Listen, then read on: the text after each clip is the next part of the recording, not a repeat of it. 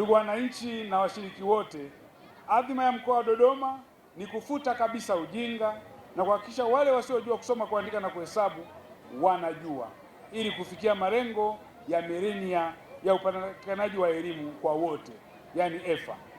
na pia kwa kutoa fursa ya mpango wa elimu kwa waliokosa kupitia programu ya MEMKWA, MESKWA na MKEJA, ufundi stadi kwa kupitia VETA, SIDO, IPOSA, elimu masafa kama tulivyowaona watu wa Chuo Kikuu Huria cha Tanzania pamoja na taasisi ya elimu ya watu wazima. Ndugu washiriki, kabla sijafika mwisho, kwa niaba ya mkuu wa mkoa wa Dodoma Mheshimiwa Rosemary Senyamule, naomba muungane nami kumshukuru na kumpongeza Mheshimiwa Rais wa Jamhuri ya Muungano wa Tanzania Mheshimiwa Daktari Samia Suluhu Hassan kwa kuwajali wanafunzi ambao hawakuweza kukamilisha mzunguko wa elimu ya sekondari kwenye mfumo rasmi kwa sababu mbalimbali, na kuamua kuwarejesha kupitia mpango maalum wa AEP, yani Alternative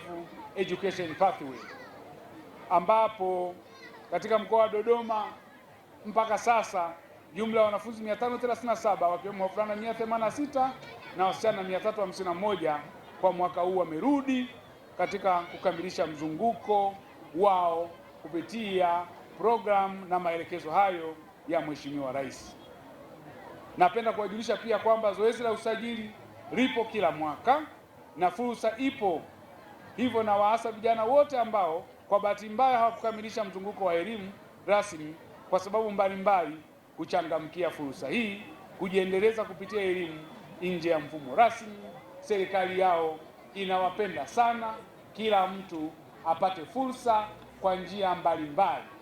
na sera yetu ya elimu inatoa fursa hiyo kuwa na elimu nyumbufu ili kuhakikisha kwamba kila mtu anapata fursa ya elimu kupitia njia mbalimbali.